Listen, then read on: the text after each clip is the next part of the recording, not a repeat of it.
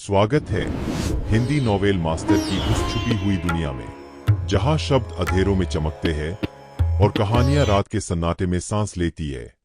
यहां हर अध्याय एक दरार है, जिसके पार अनजाने सच, भूली हुई परछाइयां और ऐसे रहस्य छिपे हैं जिन्हें उजागर करना हर किसी के बस की बात नहीं।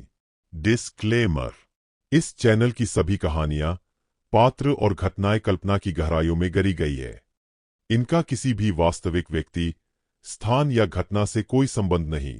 यदि कोई समानता दिखे तो समझिए कहानी ने आपको अपने जादू में बांध लिया है। यह सामग्री केवल मनोरंजन और रहस्यभरी साहित्यिक यात्रा के उद्देश्य से प्रस्तुत की गई है। अध्याय 501। 2 बड़ी बोतलें भरने के बाद अनया मल्होत्रा ने संतुष्टि के साथ कहा, ठीक है, तुम इस औषधि पर अपनी रिसर्च जारी रखो, मैं अब काम पर जा रही हूँ। अरमान रायजादा की आज छुट्टी थी, इसलिए वह घर पर ही रुक गया और काम पर नहीं गया। वह सोच रहा था कि इस अप्सरा चूर्ण का बड़े पैमाने पर उत्पादन कैसे किया जाए। और इसका मौजूदा असर बहुत ज़्यादा तेज था, उसे इसे थोड़ा हल्का करना होगा। वरना अगर इसका असर इतना ज़बरदस्त हुआ और एक ही बार में काम कर गया तो लड़कियां शायद पागल ही हो जाएंगी। सबसे अच्छा यही होगा कि उन्हें बताया जाए कि अप्सरा चूर्ण का इस्तेमाल करते समय उन्हें व्यायाम, आराम और देर रात तक न जागने पर भी ध्यान देना होगा। इस तरह जब वे गोरापन देखेंगी तो उनकी दिनचर्या भी स्वस्थ हो जाएगी। यह अरमान के विचार के बिल्कुल अनुरूप था, इसलिए अरमान को अभी भी इस औषधि के प्रभाव का बारीकी से अध्ययन करने की जरूरत थी। इधर अनया मल्होत्रा नहाने के पानी की 2 बड़ी बोतलें लेकर कंपनी पहुंच गई। आज ऑफिस में यह अजीब सी गंध क्यों आ रही है? जैसे ही अनया ने ऑफिस में कदम रखा, उसे अचानक लगा कि ऑफिस की हवा कुछ ठीक नहीं है। दरअसल यह उसका वहम था। मुख्य बात यह थी कि उसके घर की हवा बहुत शुद्ध थी और उसने पूरी रात अप्सरा चूर्ण में स्नान किया था, जिससे उसका पूरा शरीर महक रहा था। साथ ही शीतल सुगंध गोली लेने से उसके शरीर से जो खुशबू निकल रही थी, उसके कारण ऑफिस की हवा उसे अजीब लग रही थी। तभी उसकी नज़र हाथ में पकड़ी नहाने के पानी की 2 बड़ी बोतलों पर पड़ी। खैर, ये चीज़ काफ़ी अच्छी महकती है, क्यों न इसे एयर फ्रेशनर के तौर पर इस्तेमाल किया जाए। अनया ने एक पल सोचा, फिर अपनी दराज खंगालने लगी। जल्द ही उसे एक खाली परफ्यूम की बोतल मिल गई। जब से उसने शीतल सुगंध गोली लेना शुरू किया था, वह परफ्यूम नहीं लगाती थी। हालांकि उसके पास अभी भी ऐसी कुछ खाली बोतलें पड़ी थीं। गुड़ अनया ने कोला की बड़ी बोतल पकड़ी और धीरे धीरे नहाने के पानी को एक चैनल परफ्यूम की बोतल में डाल दिया। दुर्भाग्य से चैनल की बोतल बहुत छोटी थी और वह इसमें ज़्यादा नहीं डाल पाए। फिर उसने चैनल की बोतल उठाई और हवा में हल्के से स्प्रे कर दिया। हिस हिस, तुरंत ही अप्सरा चूर्ण के पानी की धुंध बाहर निकली, जिससे एक ताजी और मनमोहक खुशबू फैल गई। ठक ठक, तभी सेक्रेटरी ने ऑफिस के दरवाजे पर दस्तक दी। आ जाओ, अनया ने लापरवाही से कहा। सेक्रेटरी हाथ में एक बड़ा फोल्डर लिए अनया के पास आए और बोली, प्रेसिडेंट अनया, यह इस महीने की ग्रुप फाइनेंशियल रिपोर्ट है और कंफर्मेशन के लिए आपके हस्ताक्षर चाहिए। वहाँ रख दो, मैं बाद में साइन कर दूंगी। अनया ने हाथ हिलाया और बेपरवाही से कहा। वह ऑफिस में टहलने लगी, हवा को महसूस करते हुए। ये खुशबू वाकई अच्छी है, इससे इंसान को सुकून मिलता है। अनया की सेक्रेटरी रूपा भी एक खूबसूरत महिला थी, लगभग 27 या 28 साल की, जो एक महिला के लिए सबसे आकर्षक उम्र होती है। उसने भी ऑफिस में फैली उस खुशबू को महसूस किया। बेशक उसकी नज़रें भी बहुत तेज थीं और उसने तुरंत मेज पर रखी चैनल की बोतल देख ली और बिना पूछे नहीं रह सकी। प्रेसिडेंट अनया, क्या ये चैनल का लेटेस्ट परफ्यूम है? इसकी खुशबू वाकई बहुत प्यारी है। क्या आप बता सकती हैं कि यह कौन सी सीरीज़ है? मैं भी बाद में जाकर एक बोतल खरीदूंगी। तुम्हें भी यह खुशबू पसंद आए? अनया ये देखकर थोड़ी खुश हुई कि उसकी सेक्रेटरी को भी यह खुशबू पसंद आए। यह उसके पति अरमान ने ईजाद की थी। इसकी तारीफ सुनकर उसे बहुत शान महसूस हुई। और उसकी सेक्रेटरी होने के नाते रूपा का टेस्ट और आर्थिक स्थिति दोनों ही बेहतरीन थे। वह स्किनकेयर प्रोडक्ट्स इस्तेमाल करने वाले हाई एंड ग्राहकों की एक मिसाल थी। अगर इन सबको यह चीज़ पसंद आ गई तो इसका बाजार में बिकना तय था। जी, ये खुशबू बहुत खास है। इसमें चाय की हल्की महक है, लेकिन गौर करने पर लवेंडर की खुशबू भी आती है, पर यह लवेंडर से अलग है, उससे ज़्यादा मीठी। ये थोड़ी पियोनी जैसी है, लेकिन पूरी तरह नहीं, पियोनी से ज़्यादा रिफाइंड। मैं ठीक से बता नहीं सकती, लेकिन कुल मिलाकर ये खुशबू बहुत अनोखी है, जो बार बार सूंघने का मन करती है। सेक्रेटरी ठीक से बयान नहीं कर पा रही थी कि खुशबू कैसी थी, लेकिन यह उसे बहुत लुभा रही थी। अनया ने सेक्रेटरी की बातें सुनी और उसके चेहरे पर अनायास ही एक अजीब मुस्कान आ गई, क्योंकि यह चैनल का कोई लेटेस्ट परफ्यूम नहीं था, ये दरअसल उसके नहाने का पानी था। हालांकि अनया निश्चित रूप से यह बात किसी को नहीं बताने वाली थी। चूंकि तुम्हें यह इतना पसंद है तो मैं ये बोतल तुम्हें देती हूँ, अनया ने दरियादिली का नाटक करते हुए कहा। सच में? इतनी अच्छी खबर सुनकर सेक्रेटरी हैरान रह गई। चैनल परफ्यूम की एक बोतल हजारों रुपए की आती है, खासकर स्पेशल एडिशन, लग्जरी एडिशन और लेटेस्ट एडिशन जो प्रेसिडेंट अनया जैसे अमीर लोग इस्तेमाल करते हैं, उनकी कीमत आसानी से 10,000 से ऊपर हो सकती है। प्रेसिडेंट अनया ने उसे सचमुच एक बोतल दे दी। यह एक बोतल शायद उसकी आधे महीने की सैलरी से भी ज़्यादा कीमती थी। थैंक यू, प्रेसिडेंट अनया।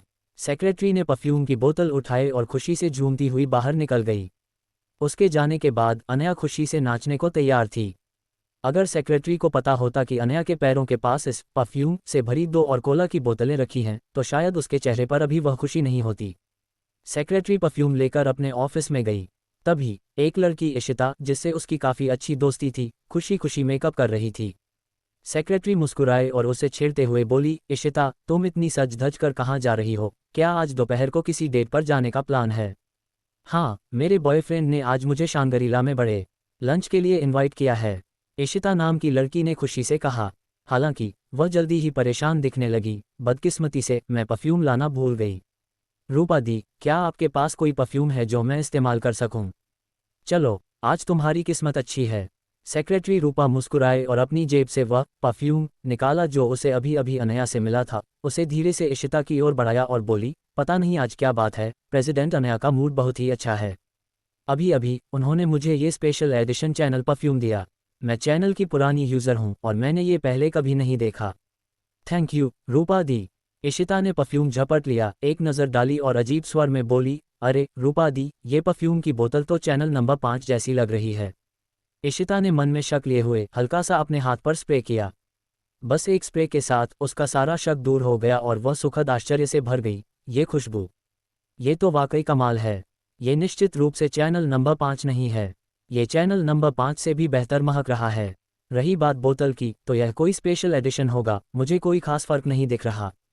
उसने सपने में भी नहीं सोचा था कि यह चीज़ नकली हो सकती है। क्या अनया मल्होत्रा जैसी देवी नकली प्रोडक्ट्स इस्तेमाल करेंगी? ये तो ब्रेकिंग न्यूज़ बन जाएगी। स्टारलाइट इंटरनेशनल फैशन ग्रुप की प्रेसिडेंट होने के नाते अनया का निजी सामान फैशन का पर्याय था। वे दुनिया में सबसे अग्रणी और आधुनिक होते थे। मेरे बॉयफ्रेंड को ये खुशबू जरूर पसंद आएगी। इशिता ने देखा कि खुशबू कितनी अच्छी है तो वह खुद को रोक नहीं पाए और कुछ और बार स्प्रे कर लिया। ओए लड़की, सारा उड़ा देगी क्या? पास खड़ी सेक्रेटरी रूपा को तुरंत दुख हुआ। अगर तू ऐसे ही स्प्रे करती रही तो क्या अपने बॉयफ्रेंड को खुशबू से मार डालने का इरादा है? मैंने अभी खुद इस्तेमाल भी नहीं किया और तू सारा खत्म किए जा रही है। अध्याय 502। जैसे ही वे दोनों हंसी मजाक में नोक-झोंक कर रही थी, उन्होंने आसपास की कई लड़कियों का ध्यान आकर्षित कर लिया। रूपा दी, आप क्या इस्तेमाल कर रही हैं? तभी 2 लड़कियां चलकर आईं। जैसे ही वे करीब आईं, उन्हें एक गहरी खुशबू आई और वे तारीफ किए बिना नहीं रह सकी। वाओ, कितनी अच्छी महक है। क्या ये चैनल का लेटेस्ट परफ्यूम है? ये पिछले वालों से भी बेहतर महक रहा है। दोनों सुंदरियों की आंखें चमक उठीं जब उन्होंने सेक्रेटरी रूपा को देखा। रूपा दी, क्या मुझे भी थोड़ा ट्राई करने देंगी? आज दोपहर मुझे एक महत्वपूर्ण क्लाइंट से मिलना है और मुझे उन पर गहरा प्रभाव छोड़ना है। रूपा को भी पता था कि उन्हें आज दोपहर महत्वपूर्ण क्लाइंट से मिलना है, इसलिए वह मान गई। ठीक है, हमारी पुरानी दोस्ती की खातिर मैं तुम्हें स्प्रे करने दूंगी। सिर्फ एक बार, समझी? वह सुंदरी वाकई भरोसेमंद थी। उसने वादे के मुताबिक सिर्फ एक बार स्प्रे किया। फिर भी उसे तसल्ली नहीं हुई और उसने पूछा, शुक्रिया रूपा दी। दीदी, आपने ये परफ्यूम कहाँ से खरीदा? कल मैं भी जाकर एक बोतल खरीदूंगी। ऐसे बेहतरीन परफ्यूम के लिए भले ही मेरी 2 महीने की सैलरी लग जाए, मैं एक बोतल स्टॉक करना चाहती हूँ, वरना मेरा दिल इसके लिए तड़पता रहेगा। सेक्रेटरी रूपा ने सिर हिलाया और कहा, मुझे भी नहीं पता कि यह कहाँ मिलता है। प्रेसिडेंट अनया ने मुझे बस दे दिया। अगर तुम्हें जानना है तो तुम्हें प्रेसिडेंट अनया से पूछना होगा। सुंदरी सोनल तुरंत चिल्लाई, वाओ, प्रेसिडेंट अनया ने आपको दिया? रूपा दी, लगता है हाल ही में आपकी परफॉर्मेंस बहुत अच्छी रही है। प्रेसिडेंट अनया ने आपको इतना अच्छा परफ्यूम गिफ्ट किया, लगता है हमें भी और मेहनत करनी होगी। शायद अगर प्रेसिडेंट अनया हमारी अच्छी परफॉर्मेंस देखें तो वे हमें भी इस परफ्यूम की एक बोतल देंगी। ये सुनकर सेक्रेटरी रूपा उत्सुकता से पूछने से खुद को रोक नहीं पाए, सोनल, तुम हमारी रीजनल सेल्स रिप्रेजेंटेटिव हो, एक ऑर्डर के कमीशन से ही तुम ऐसा परफ्यूम आसानी से खरीद सकती हो। ऐसी बातें करने की क्या ज़रूरत है? क्या तुम मेरा मजाक उड़ा रही हो? सोनल ने धैर्य से समझाया, रूपा दी, आप इस बारे में नहीं जानती। अपनी परफ्यूम की बोतल को देखिए, ये साफ तौर पर चैनल नंबर 5 की बोतल है। हालांकि इसके अंदर का परफ्यूम निश्चित रूप से चैनल नंबर 5 नहीं है। चैनल भी एक बड़ी कंपनी है, अगर उन्होंने इतना अच्छा परफ्यूम निकाला होता तो वे पुरानी नंबर 5 की बोतल क्यों इस्तेमाल करते? ये प्रमोशन के लिए अच्छा नहीं होता। तुम्हारा मतलब? रूपा ने माथे पर शिकन डाली। सोनल मुस्कुराई और बोली, मेरा अनुमान है कि यह परफ्यूम अभी बाजार में बिकना शुरू नहीं हुआ है। हमारी प्रेसिडेंट अनया का नेटवर्क बहुत बड़ा है और उनके कई दोस्त हैं। शायद चैनल ने परफ्यूम को बस किसी भी नंबर 5 की बोतल में डालकर प्रेसिडेंट अनया को दे दिया। वैसे भी ये सिर्फ टेस्टिंग के लिए है, बोतल महत्वपूर्ण नहीं है। जो महत्वपूर्ण है वह है अंदर का परफ्यूम।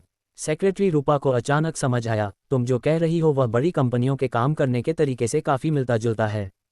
किसी प्रोडक्ट को लॉन्च करने से पहले वे पहले हाई एंड यूजर्स को ट्राई करने के लिए देते हैं, फीडबैक लेते हैं और बाजार की संभावनाएं देखते हैं। सोनल मुस्कुराई और सिर हिलाया, बिल्कुल सही। इसलिए ये परफ्यूम शायद अगले 6 महीने तक हमें खरीदने के लिए नहीं मिलेगा। रूपा दी, आपको ये बोतल बहुत संभाल कर इस्तेमाल करनी होगी। एक बार यह खत्म हो गई तो आपके पास रिस्टॉक करने की कोई जगह नहीं होगी। और वाकई, सोनल के बोलने के बाद सेक्रेटरी रूपा ने परफ्यूम छिपा लिया और किसी को भी उधार देने से मना कर दिया। अनुमान है कि अभी पूरे पुणे शहर में इस परफ्यूम की शायद ही कुछ बोतलें होंगी। और तो और वे सभी अनया मल्होत्रा जैसी टॉप टियर यूजर्स के हाथों में हैं। अनया ने उसे एक बोतल जरूर इसलिए दी होगी क्योंकि उसने अपने टास्क पूरे करने के लिए इस महीने ओवरटाइम किया था। हम प्रेसिडेंट अनया से दूसरा परफ्यूम रिवॉर्ड पाने के लिए सेक्रेटरी रूपा ने कसम खाई कि वह अगले महीने और भी ज़्यादा मेहनत करेगी। बाकी लड़कियों ने जब सेक्रेटरी रूपा का काम के प्रति रवैया देखा और सुना कि प्रेसिडेंट अनया ने अच्छी परफॉर्मेंस की वजह से उसे पर्सनली एक लिमिटेड एडिशन परफ्यूम दिया है, तो वे सब बुरी तरह जल भुन गईं। इस ईर्ष्या ने काम के जुनून को बढ़ा दिया और काम की एफिशिएंसी में सुधार ला दिया। इस लिमिटेड एडिशन परफ्यूम के लिए पूरी कंपनी में काम का जबरदस्त उत्साह उमड़ पड़ा। अनया कंपनी में थोड़ी देर रुकी, कुछ दस्तावेज निपटाए और फिर अपने नहाने के पानी को कंपनी की लेबोरेटरी में विश्लेषण के लिए ले जाने की तैयारी करने लगी। वह देखना चाहती थी कि इसके अंदर कौन से तत्व हैं, यह इतना खुशबूदार क्यों था और त्वचा के लिए इतना अच्छा क्यों था।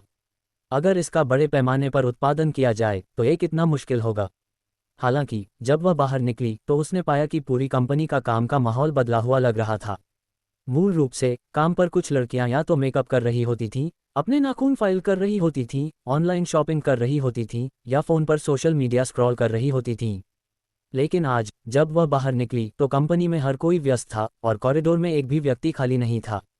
क्या हो रहा है? क्या हाल ही में काम का बोझ बहुत ज़्यादा है? हर कोई पागलों की तरह काम करता क्यों दिख रहा है? अनया थोड़ी उलझन में थी।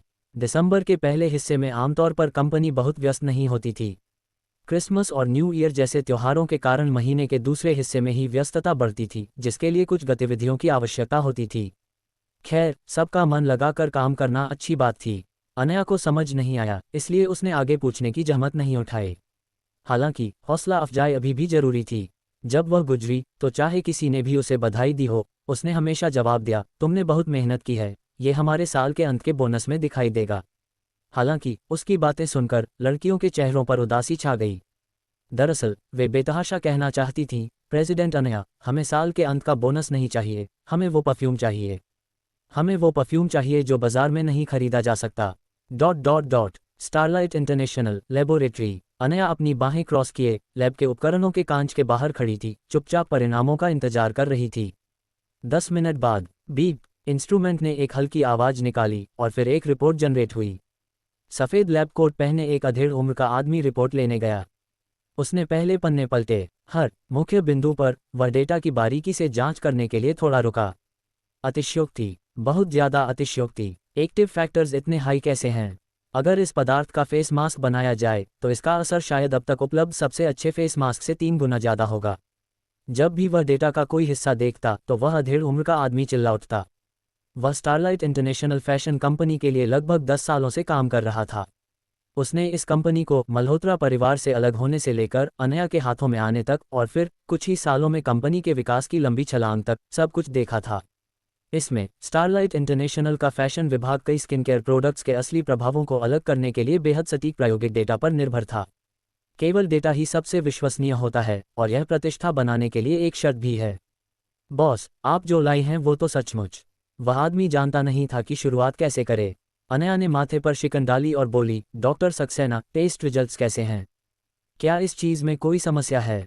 ऐसा नहीं होना चाहिए, मैंने इसे खुद इस्तेमाल किया है और असर काफ़ी अच्छा है। नहीं, ऐसी बात नहीं है। डॉक्टर सक्सेना ने सिर हिलाया और कहा, इस अप्सरा चूर्ण का असर बहुत शक्तिशाली है। इसका प्रभाव पिछली तिमाही के हमारे सबसे अच्छे प्रोडक्ट से 5 गुना ज़्यादा है। और इसका कोई साइड इफ़ेक्ट नहीं है। सभी जैविक तत्वों का संयोजन बस परफेक्ट है। जिस व्यक्ति ने ये फॉर्मूला दिया और यह अप्सरा चूर्ण बनाया, वह निश्चित रूप से उस्तादों का उस्ताद है। अध्याय 503। ओह, अनया की खूबसूरत आंखों में भी कुछ हैरानी दिखी। उसके सामने खड़े डॉक्टर सक्सेना उसकी फैशन कंपनी के सबसे मुख्य विशेषज्ञ थे। इतने सालों से जब तक डॉक्टर सक्सेना किसी चीज़ को अच्छा कहते, वह आमतौर पर बाजार में खूब बिकती थी। आजकल का ज़माना पहले जैसा नहीं रहा, जहां सिर्फ विज्ञापन से यूजर्स का ब्रेन वॉश किया जा सकता था। इस युग में इंटरनेट विकसित है और विभिन्न छोटे समुदाय घने हैं। सौंदर्य प्रसाधन और स्किन केयर प्रोडक्ट्स वे हैं जिनकी महिलाओं को सबसे ज़्यादा परवाह होती है, क्योंकि वे उनकी सुंदरता से संबंधित हैं, इसलिए सभी का आपस में संवाद भी बहुत होता है। जब तक कोई अच्छा प्रोडक्ट आता है, भले ही कोई विज्ञापन न हो, वह वर्ड ऑफ माउथ मौखिक प्रचार के जरिए प्रतिष्ठा बना सकता है। ये प्रोडक्ट भी खूब बिक सकता है। और डॉक्टर सक्सेना के इंस्ट्रूमेंट विश्लेषण और डेटा परीक्षण का उपयोग वैज्ञानिक रूप से उत्पाद की गुणवत्ता का परीक्षण करने के लिए किया जाता है। अनया ने डॉक्टर सक्सेना को पहले कभी इस तरह आपा खोते नहीं देखा था। डॉक्टर सक्सेना, अगर मैं इस प्रोडक्ट को बाजार में उतारूं, तो आपको क्या लगता है कि यह 1 साल के भीतर किस स्तर तक पहुंच सकता है? शिसीडो, एस्टी लॉडर या लैनकोम के स्तर तक? अनया को इस प्रोडक्ट से बहुत उम्मीदें थीं। असर के मामले में ये चीज़ बस एक चमत्कार थी। हालांकि इसकी लोकप्रियता अभी ज़्यादा नहीं थी। लोकप्रियता ऐसी चीज़ है जिसे पनपने और जमने में समय लगता है। Shiseido, Estee Lauder, Lancome. Boss, क्या आप मजाक कर रही हैं? डॉक्टर सक्सेना हंस पड़े। क्या यह उनसे आगे नहीं निकल सकता?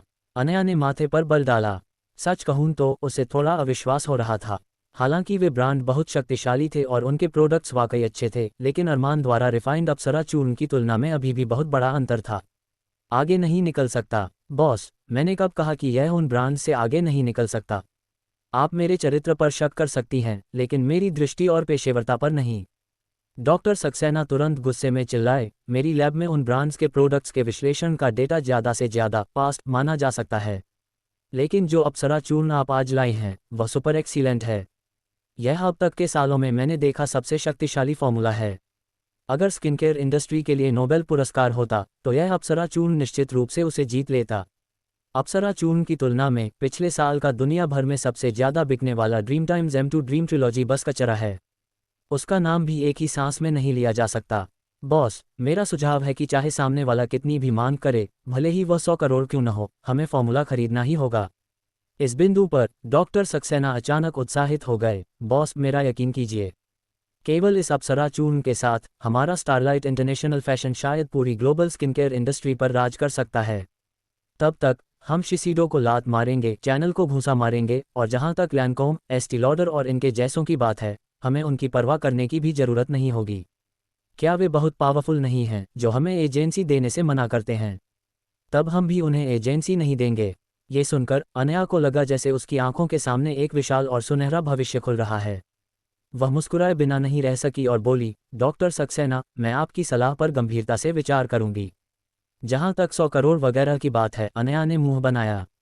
अगर अरमान ने उससे पैसे मांगने की जुर्रत की, तो वह उसे पूरी जिंदगी अपने कमरे में घुसने नहीं देगी। देखते हैं वह पैसा शब्द बोलने की हिम्मत करता है या नहीं। हालांकि अरमान PM 2.5 को रोकने वाले एजेंटों और कैंसर रोधी दवाओं पर रिसर्च कर रहा था, इसलिए उसके पास फंड्स की शायद तंगी थी। उसे थोड़ी आर्थिक मदद देने की जरूरत थी। इसके अलावा कंपनी का पश्चिम उपनगर में एक औषधीय खेत था, जिसे वह वैसे भी ज़्यादा मैनेज नहीं करती थी, तो वह उसे देखभाल के लिए अरमान को ही दे सकती थी। अनया अरमान को काफ़ी अच्छे से समझती थी। बीमारियों का इलाज करने और जान बचाने के अलावा अरमान को केवल औषधीय सामग्री को रिफाइन करने और जड़ी बूटियां उगाने में दिलचस्पी थी। सुरक्षित रहने के लिए डॉक्टर सक्सेना ने उपकरणों को चालू किया और यह सुनिश्चित करने के लिए सब कुछ दोबारा टेस्ट किया कि कोई गलती न हो। हालांकि जब डॉक्टर सक्सेना बाहर आए और अनया को अभी भी लैब में पाया, तो वे कहे बिना नहीं रह सके, बॉस, आप अभी भी यहाँ क्यों हैं? डॉक्टर सक्सेना, अगर मैं यहाँ नहीं रहूंगी तो कहाँ जाऊंगी? अनया ने अजीब तरह से पूछा। आज उसका सबसे बड़ा काम अरमान की दवा के असर की पुष्टि करना था। डॉक्टर सक्सेना ने तुरंत कहा, उसकी निष्क्रियता पर पछताते हुए, बॉस, क्या मैंने अभी नहीं कहा? आपको फॉर्मूला खरीदना ही होगा। ये दवा अभी अभी रिफाइन की गई होगी। इस समय पेटेंट वगैरह के लिए शायद अभी आवेदन भी नहीं किया गया होगा। आपको उस उस्ताद से जल्दी संपर्क करना होगा और फिर जाकर सभी पेटेंट रजिस्टर कराने होंगे। इस समय आप यहाँ मेरा समय बर्बाद करते हुए कैसे रह सकती हैं? क्या होगा अगर कोई हमसे आगे निकल गया? तो आपको इस बात की चिंता है। अनया डॉक्टर सक्सेना की बातें सुनकर तुरंत मुस्कुरा दी, आश्वस्त दिखते हुए बोली, डॉक्टर सक्सेना, चिंता मत कीजिए, इसे कोई छीन नहीं सकता। ये फॉर्मूला केवल हमारे स्टारलाइट इंटरनेशनल का हो सकता है। क्यों? इस बार डॉक्टर सक्सेना को समझना मुश्किल हो रहा था। आमतौर पर ऐसे फॉर्मूले वाली दवाइयां बनाने वाले उस्ताद अक्सर अहंकारी होते हैं। अगर आप उनके साथ हल्का व्यवहार करते तो वे निश्चित रूप से आपके साथ दोबारा सहयोग नहीं करते, क्योंकि उन्हें पैसे देने वालों की कोई कमी नहीं थी। क्योंकि स्किनकेयर प्रोडक्ट्स आखिरकार हाई एंड फॉर्मूलों से संबंधित हैं और उनमें से अधिकांश केवल एक टीम द्वारा बनाए जा सकते हैं। अनया ने कहा कि सामने वाले ने इसे रातों रात डेवलप किया। वह कैसा ईश्वरीय व्यक्ति है? ऐसे व्यक्ति को आप नज़रअंदाज कैसे कर सकते हैं, बजाय इसके कि जल्दी से उसे खुश करें? यह एक असली सोने की खान थी। अगर वह अप्सरा चूर्ण बना सकता है तो वह निश्चित रूप से और भी बेहतर चीज़ें बना सकता है। उदाहरण के लिए चंद्रमुखी चूर्ण, सप्तपरी चूर्ण वगैरह वगैरह। डॉक्टर सक्सेना की घबराहट का सामना करते हुए अनया शांत थी और मुस्कुराते हुए बोली, क्योंकि वह मेरा पति है। जब तक वह मुझे तलाक देने का प्लान नहीं बनाता, वह किसी और को फॉर्मूला कैसे बेच सकता है? हालांकि ऐसा कहने के बावजूद अनया अभी भी घर पर अरमान के रिसर्च के नतीजों का काफ़ी बेसब्री से इंतजार कर रही थी। इसलिए वह फिर भी जल्दी घर चली गई। दुर्भाग्य से जब वह घर पहुंची तो लगता था कि अरमान ने सब कुछ खत्म कर लिया है। वह रहस्यमय तरीके से गाड़ी लेकर बाहर जा रहा था। अनया ने ज़्यादा नहीं पूछा। अरमान के पास बहुत सारे छोटे छोटे राज थे और उसे डर था कि अगर उसने कुरेदा तो उसे बाद में सोने का समय नहीं मिलेगा। साथ ही समय का हिसाब लगाएं तो अरमान का सबसे वफादार सेवक नागराज जल्द ही लौटने वाला होगा। अगर नागराज लौटा तो उड़ने वाला ड्रैगन गॉड भी लौटेगा, है ना? वह हाल ही में काम से बहुत थक गई है। रिलैक्स होने के लिए ड्रैगन गॉड के साथ उड़ान भरने का यह अच्छा समय है। अनया विशेष रूप से अच्छे मूड में थी और गहरी नींद सोई। वह रात भर सुबह तक सोती रही। जब वह जागी तो उसने पाया कि आसपास सब कुछ पूरी तरह सफ़ेद था। दिसंबर की शुरुआत में पुणे शहर ने अपनी पहली सर्दियों की बर्फ का स्वागत किया। अनया ने पर्दे खींचे। सामने वाले विला की छत की टाइलों पर सफ़ेद बर्फ की चादर बिछी थी और नीचे आंगन में मूल रूप से भूरा काला शेरू अब बहुत दिलचस्प लग रहा था, जैसे उसने एक भारी सफ़ेद बनियान पहन रखी हो। भौ भौ, शेरू ने अरमान के बगल में अपनी पूंछ हिलाई। अरमान धीरे धीरे बर्फ साफ कर रहा था, सावधानी और गर्मजोशी से उन पौधों को एक एक करके साफ कर रहा था जो उसने आंगन में लगाए थे। यह नज़ारा देखकर अनया थोड़ी ख्यालों में खो गई और उसके दिल में अनायास ही एक गर्म लहर दौड़ गई। घर जैसा एहसास था। वह उस असली शादी का थोड़ा इंतजार कर रही थी जिसका जिक्र अरमान ने किया था। अध्याय 504। बर्फ खामोशी से गिर रही थी, पूरे पुणे शहर को चांदी जैसी सफ़ेदी में ढकते हुए। अनया नंगे पैर खिड़की के पास खड़ी थी, पर्दे खींचकर कांच के उस पार की बर्फीली दुनिया को निहार रही थी। अंदर का एयर कंडीशनिंग कमरे को वसंत की तरह गर्म बना रहा था, लेकिन जैसे ही उसकी नज़रें बाहर गईं, उसे अभी भी ठंड का एहसास हुआ। हालांकि उसके दिमाग में एक और विचार था। सर्दियों में त्वचा रूखी हो जाती है और त्वचा जितनी कोमल होती है उसे उतनी ही नमी की ज़रूरत होती है। लगता है अरमान के अप्सरा चूर्ण को जल्द ही प्रोडक्शन में डालने की ज़रूरत है। अनया ने हल्का सा सिर हिलाया, नाश्ते के बाद अरमान से इस बारे में बात करने का मन बनाते हुए। आंगन में अरमान ने बर्फ हटाने के बाद हर जड़ी बूटी का बारीकी से निरीक्षण किया। बुरा नहीं है, एक भी जड़ी बूटी जमी नहीं और मुरझाई नहीं है। लगता है प्राणसूत्र कला जड़ी बूटियों को पोषण देने में वाकई अविश्वसनीय रूप से प्रभावी है। आमतौर पर ठंड के मौसम के बाद जड़ी बूटियां जम जाती हैं और अनिवार्य रूप से कुछ मुरझा जाती हैं। खासकर भारी बर्फ से ढकने के बाद उन्हें पाला लगने का और भी ज़्यादा खतरा होता है। अनजाने में विशाल पेड़ भी इस तरह जमकर मर सकते हैं। हालांकि अरमान द्वारा लगाई गई हर जड़ी बूटी कीमती थी और उनकी वृद्धि की बहुत खास आवश्यकताएं थीं, फिर भी अरमान ने उन्हें बस आंगन में लगा दिया और एक भी नहीं मरी। इन जड़ी बूटियों की ब्रीडिंग लगभग पूरी हो चुकी है। अब बड़े पैमाने पर खेती के लिए एक उपयुक्त जगह खोजने का समय आ गया है। अरमान को कई औषधीय एजेंट बनाने थे। उसने जो कीमती जड़ी बूटियां जमा की थीं, उन्हें उसने ब्रीडिंग के लिए इकट्ठा किया था, क्योंकि जो जड़ी बूटियां वह उगाता था वे बाजार में मिलने वाली जड़ी बूटियों से बेहतर थीं। उनमें प्राण शक्ति भी अधिक होती थी। मुझे थोड़ी भूख लगी है, खाना खाने का समय हो गया। तालियां बजाते हुए अरमान ने शेरू को आवाज़ दी, फिर खाना खाने अंदर चला गया। खाना खत्म करने के बाद उसने अनया को ढूंढने और उससे खास तौर पर जड़ी बूटियों की खेती के लिए ज़मीन का एक टुकड़ा मांगने की योजना बनाई। अरमान को दूसरों के बारे में तो पता नहीं था, लेकिन अनया के अधीन स्टारलाइट इंटरनेशनल न केवल स्किन केयर और कॉस्मेटिक्स का कारोबार करने वाली एक बड़ी फैशन कंपनी थी, बल्कि रियल एस्टेट में भी निवेश करती थी। पुणे शहर में कई डेवलपमेंट जोन स्टारलाइट इंटरनेशनल द्वारा बनाए गए थे। रियल एस्टेट में निवेश करने की शर्त निश्चित रूप से जमीन के उपयोग के अधिकार होना था। दोनों लगभग एक साथ पहुंचे, एक दूसरे को तुरंत देखते हुए। अरमान, मुझे तुमसे कुछ कहना है। अनया, मुझे तुमसे कुछ कहना है। दोनों बहुत हैरान थे, सोच रहे थे कि क्या वे टेलीपैथी से जुड़े हैं। आंटी लता ने एक तरफ से उन्हें देखा, नाराजगी का नाटक करते हुए बोलीं, बिटिया, दामाद जी, क्या आप अपनी जो भी बात है उसे खाने के बाद तक रोक सकते हैं? आज सुबह मैंने खास तौर पर आपके शरीर को ताकत देने के लिए लाल खजूर और चिपचिपे चावल की खिचड़ी बनाई है। अगर अभी नहीं खाओगे तो ठंडी हो जाएगी, तो पहले खाना खाते हैं। अनया के बोलने का इंतजार किए बिना अरमान सीधे बैठ गया, अपना कटोरा और चॉपस्टिक्स उठाए और खाने लगा।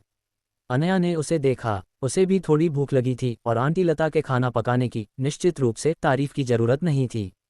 उसने एक निवाला लिया और तुरंत उसे पसंद आ गया। उफ, पेट भर गया, बहुत सुकून मिला।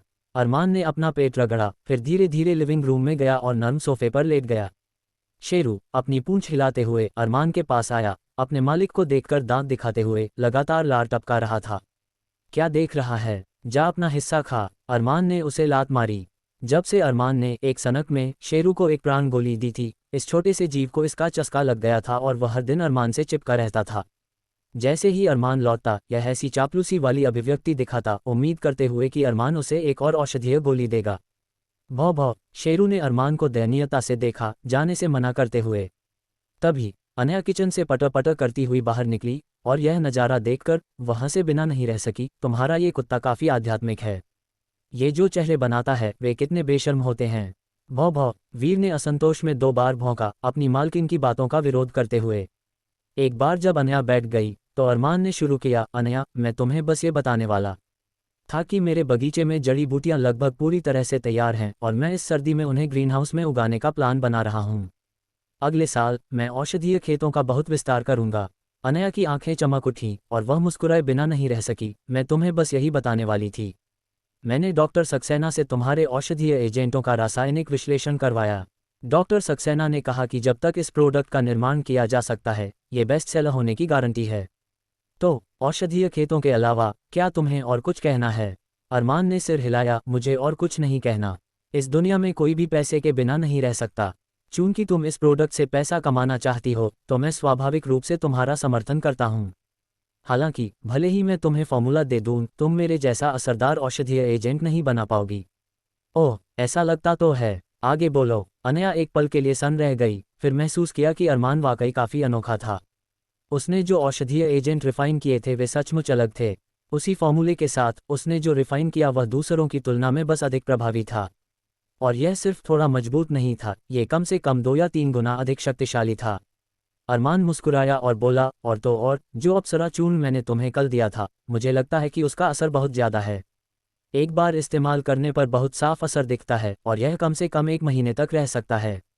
उस मामले में क्या ये तुम्हारी बिक्री के लिए बुरा नहीं होगा? अनया ने अपने गाल को छुआ, जो अभी भी कल जैसा कोमल था, जिसमें कोई बदलाव नहीं आया था। चूंकि अरमान ने कहा कि यह 1 महीने तक चल सकता है, तो यह शायद सही था। 1 महीना वाकई बहुत लंबा समय था। इसे एक बार इस्तेमाल करो और यह 1 महीने चलता है। कल अरमान ने शायद केवल 1 चम्मच डाला था, जो लगभग 10 मिलीलीटर था। क्या 200 मिलीलीटर की बोतल कई सालों तक नहीं चलेगी? अगर ऐसा हुआ तो वे क्या पैसा कमाएंगे? तुम सही कह रहे हो, बहुत ज़्यादा अच्छा असर होना वाकई जरूरी नहीं कि अच्छी बात हो। अनया ने सहमति में सिर हिलाया, फिर जोड़ा, तो क्या तुम्हारे पास कोई अच्छा आइडिया है? अरमान हंसा, मैंने औषधीय एजेंट को 10 गुना पतला कर दिया है। एक बार इस्तेमाल करने पर असर 3 दिन तक रहता है।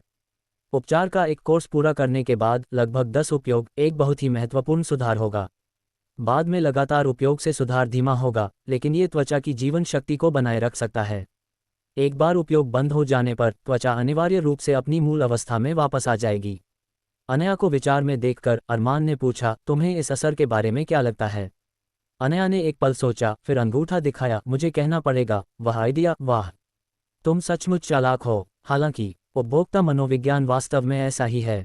असर बहुत अच्छा नहीं हो सकता, वरना उन्हें शक होगा कि तुमने इसमें स्टेरॉइड डाल दिए हैं। जैसा कि तुमने कहा, क्रमिक प्रगति बहुत अच्छी है, यह उपभोक्ता का दिल जीत लेती है। अनया ने फैसला किया, ठीक है, हम इसी के साथ आगे बढ़ेंगे। जहां तक उन औषधीय खेतों की बात है जो तुम्हें चाहिए, हमारी कंपनी के पास इत्तेफाक से पश्चिम उपनगर में जमीन का एक बड़ा टुकड़ा है। यह मूल रूप से हमारी कंपनी के कुछ हेल्थ प्रोडक्ट्स के लिए एक टेस्ट फील्ड थी, लेकिन चूंकि तुम्हें इसकी ज़रूरत है, मैं ये सब तुम्हें दे दूंगी। इसके अलावा मैं तुम्हारा फॉर्मूला मुफ्त में नहीं ले सकती, इसलिए कंपनी के मुनाफे के हिस्से के अलावा अप्सरा चूर्ण की बिक्री का 5% तुम्हारी इंटेलेक्चुअल प्रॉपर्टी फीस मानी जाएगी। अध्याय 505, बिक्री का 5%, नेट प्रॉफिट का 5% नहीं। अनया, तुम वाकई दरियादिल हो, मुझे इतना पैसा दे रही हो, क्या तुम्हें नुकसान नहीं होगा? यह आंकड़ा सुनकर अरमान चौंक गया। मुझे बिजनेस करने में नुकसान होगा? अनया भी हंसी, तुम एक बाहरी व्यक्ति, तुम्हें कोई अंदाजा नहीं है कि कॉस्मेटिक्स मार्केट कितना बड़ा है। हमारी कंपनी का अनुमान है कि अगले साल पूरे भारतीय कॉस्मेटिक्स मार्केट की कुल बिक्री 400 अरब से अधिक होगी। हमारी कंपनी का मूल रूप से केवल 1% हिस्सा था, जो कि 4 अरब है। इस बारे में बोलते हुए अनया जोश में आ गई। हालांकि अब जब मेरे पास तुम्हारा अप्सरा चूर्ण फॉर्मूला है, मैं वैलेंटाइन डे से पहले प्रमोशन में 100 करोड़ का निवेश करूंगी ताकि जल्दी से लोकप्रियता बनाई जा सके, ब्रांड स्थापित किया जा सके और लोकप्रियता प्रभाव जमा किया जा सके। मेरा अनुमान है कि हमारी कुल बिक्री कम से कम 3 गुना हो जाएगी, 12 अरब तक पहुंच जाएगी, जिसमें कोई समस्या नहीं होनी चाहिए। भले ही मैं तुम्हें 5% दूं, तुम्हें केवल 60 करोड़ मिलेंगे। लेकिन मैं कंपनी की मेजर शेयर होल्डर हूं। केवल बिक्री से मैं कंपनी को कम से कम 2 अरब कमाने में मदद कर सकती हूं। इसके अलावा stock market value, cash flow और अन्य कारकों को देखते हुए मैं कम से कम 4 अरब कमा सकती हूं। तो उस हैरान चेहरे को हटाओ, कैपिटल मार्केट में तुम अनाड़ी हो।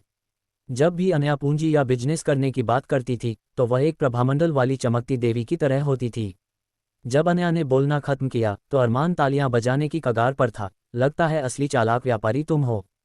छोड़ो, मुझे ये सब समझ नहीं आता। मेरे पास अभी जो पैसा है वह मेरे लिए लंबे समय तक खर्च करने के लिए काफ़ी है। मैं बस उस PM 2.5 रोकथाम दवा पर रिसर्च जारी रखूंगा। ये कहते हुए अरमान उठा और जाने ही वाला था। अनया ने जल्दी से अरमान को वापस खींचा, उत्सुकता से पूछते हुए, अरमान, तुम इस दवा के लिए किस तरह का रूप प्लान कर रहे हो? किस तरह का रूप? अरमान असमंजस में था और कहे बिना नहीं रह सका, दवा तो दवा है, और क्या हो सकती है? अनया ने अरमान को ऐसे हाव भाव से देखा जैसे उसे बिजनेस की कोई समझ न हो, फिर बोली, दवा भी अलग अलग प्रकार की होती है। कुछ टैबलेट के रूप में होती हैं, कुछ ओरल लिक्विड होती हैं और कुछ बस दानेदार होती हैं। अगर इसे टैबलेट बनाया जाए तो तुम शायद ज़्यादा पैसा नहीं कमा पाओगे, क्योंकि ये दवा निश्चित रूप से ड्रग एडमिनिस्ट्रेशन द्वारा अपने अधिकार में ले ली जाएगी। दवा निर्माता और अस्पताल मुनाफा बांट लेंगे। अगर यह ओरल लिक्विड है तो हम इसे हेल्थ प्रोडक्ट बना सकते हैं, इसे दवा के रूप में प्रमोट नहीं कर सकते, अच्छी कीमत तय कर सकते हैं और बहुत पैसा कमा सकते हैं। अरमान ने हालांकि सिर हिलाया। अनया, ये PM 2.5 हम में से हर किसी को प्रभावित करता है। तुम कुछ समय पहले स्मॉग की वजह से खांस रही थीं। मैं चाहता हूं कि हर कोई इसे खरीद सके। अगर हर कोई इसे खरीद सकेगा तो क्या तुम कोई पैसा नहीं कमाओगे? अनया ने माथे पर बल डाला। वह एक बिजनेस वुमन थी और एक बिजनेस वुमन के लिए सबसे महत्वपूर्ण चीज़ पैसा कमाना था। हालांकि वह भी ऐसे चैरिटी इवेंट्स में भाग लेती थी और कभी कभी पैसे दान करती थी, लेकिन प्रकृति अलग थी। उसके लिए मौलिक चीज़ों को स्पष्ट रूप से अलग किया जाना चाहिए। प्रोडक्ट्स को पैसा बनाना चाहिए, अन्यथा एक नुकसान से लगातार नुकसान होता है। एक बिजनेस वुमन की नज़रों में कोई भावुकता नहीं होती। जहां तक पैसा कमाने और फिर समाज को वापस देने की बात है, वह एक चैरिटी इवेंट है, बिजनेस नहीं। दोनों की प्रकृति अलग है। हालांकि यह विरोधाभासी लग रहा था। अनया बहुत उसूलों वाली व्यक्ति थी। हालांकि अरमान उसका पति था और वह इतना नेक काम कर रहा था। उसकी पत्नी के रूप में भले ही उसने मंजूरी नहीं दी, वह उसे रोक नहीं सकती थी। अनया ने माथे पर शिकन डाली और बोली, तो तुम क्या करने का प्लान बना रहे हो? इसे मुफ्त में बांटोगे? अरबों लोग इससे प्रभावित हैं। इसके अलावा हमारे भारत के अलावा दुनिया के कम से कम आधे देशों में स्मॉग है। ये लगभग 3 अरब लोग हैं। अगर तुम इसे मुफ्त में दोगे तो भले ही हमारे परिवार के पास बहुत पैसा हो, ये काफ़ी नहीं होगा। अरमान मुस्कुराया और सिर हिलाया, बेशक मुफ्त में नहीं। अगर यह मुफ्त होता तो तुम्हें बुरा नहीं लगता, लेकिन मुझे लगता। यह मेरी पत्नी की मेहनत की कमाई है। मैं इसे असंबंधित लोगों को कैसे दे सकता हूँ? मैंने एक अच्छा आइडिया सोचा है। क्या अच्छा आइडिया? अनया को तुरंत दिलचस्पी हो गई। उसने भी सोचा, अरमान कोई भोला भला मानुष नहीं था। कभी कभी जब वे खरीदारी करने जाते और सड़क पर भिखारियों से मिलते तो अरमान उन्हें कभी पैसे नहीं देता था। एक बार एक लंगड़ा भिखारी विशेष रूप से अरमान के पास आया और बोला, साहब जी, क्या आप कुछ पैसे दे सकते हैं? मैंने 3 दिन से खाना नहीं खाया है और मेरा पैर लंगड़ा है। मुझे उम्मीद है कि कोई दयालु साहब मुझे कुछ पैसे दे सकते हैं। उस समय अनया पैसे देने ही वाली थी, लेकिन अप्रत्याशित रूप से अरमान ने उसे रोक दिया। उस दिन अरमान ने गंभीरता से कहा, तुम्हारा पैर लंगड़ा नहीं है, तुम्हें बस जन्मजात स्पाइनल डिस्प्लेसिया है। साथ ही अगर तुम जानबूझकर ऐसे चलते हो जैसे तुम लंगड़े हो, तो तुम वास्तव में लंगड़े हो सकते हो और तुम्हारी कमर की डिस्क में दर्द होगा। साथ ही तुमने कहा कि तुमने 3 दिन से नहीं खाया है, लेकिन तुम्हारे चीख, प्राण और रक्त और पलकों को देखकर ज़्यादा से ज़्यादा तुमने बस नाश्ता छोड़ दिया है। भिखारी अरमान की बातों से सन्न रह गया, क्योंकि हर वाक्य निशाने पर लगा था। उसने फिर पागल बड़बड़ाया और अरमान से दोबारा पैसे मांगने की हिम्मत नहीं की। दुनियादारी और मानव स्वभाव की अंतर्दृष्टि के मामले में अनया भी खुद को कमतर महसूस करती थी। बेशक मैं ये दवाइयाँ मुफ्त में नहीं दे सकता, वरना लोग सोचेंगे कि मैं बेवकूफ़ हूँ, और अगर लोग एक बार फ़ायदा उठा लेते हैं तो वे सोचेंगे कि तुम्हें दबाना आसान है। फिर मैं कैंसर की दवा बनाऊं और फिर बड़े अस्पताल मुझसे इसे मुफ्त में सप्लाई करने को कहें और वे मोटा पैसा कमाएं और मुझे दोष मिले। क्या मैं इतना बेवकूफ़ हूँ? अरमान ने सिर हिलाया। अरमान की बातें सुनकर अनया ने तुरंत तालियां बजाईं और हंस पड़ी। हाँ, तुम सही कह रहे हो। दूसरों से सावधान रहना चाहिए। भले ही हमारे पास पैसा है, हम लोगों को मुफ्त में फ़ायदा नहीं उठाने दे सकते। ये PM 2.5 रोकथाम दवा, हम इसे थोड़ा सस्ता बेच सकते हैं, लेकिन मुफ्त में नहीं दे सकते। अरमान ने सिर हिलाया और कहा, तुम सही कह रही हो। इसलिए मैं उन दवाओं को च्यूइंग गम बनाने का प्लान बना रहा हूँ। Chewing gum? अनया की आंखें फटी की फटी रह गईं। बिल्कुल सही, च्यूइंग गम। अरमान ने सिर हिलाया और कुछ उत्साह के साथ कहा, पिछले कुछ दिनों से मैं सोच रहा हूँ कि एलोवेरा से निकाले गए एक्टिव फैक्टर्स को पूरे मुंह और श्वसन तंत्र में कैसे फैलाया जाए। परसों तक नज़रिया ने मुझे एक च्यूइंग गम दी। उसे चबाते हुए मुझे अनजाने में एहसास हुआ कि मैं दवा को च्यूइंग गम में डाल सकता हूँ। जैसे जैसे मैं चबाऊंगा, औषधीय प्रभाव लार में धीरे धीरे निकलेगा। इस तरह मुझे दवा के मुंह में बहुत कम समय तक रहने से प्रभावित होने की चिंता करने की जरूरत नहीं है। दूसरी ओर च्यूइंग गम बहुत सस्ती होनी चाहिए और हर कोई इसे खरीद सकता है। यह आइडिया सुनते ही अनया के चेहरे पर धीरे धीरे मुस्कान आ गई। आखिरकार उसने अचानक कुछ सोचा। उत्साह से अरमान को थपथपाया। अरमान, तुम सचमुच एक जीनियस हो। Chewing gum? मैंने इस बारे में क्यों नहीं सोचा? लगता है हमारा स्टारलाइट इंटरनेशनल एक और मुनाफे वाला रास्ता बना सकता है। मैं अभी कंपनी वापस जाकर इस पर चर्चा करने जा रही हूं और तुरंत एक कैंडी कंपनी का अधिग्रहण करूंगी।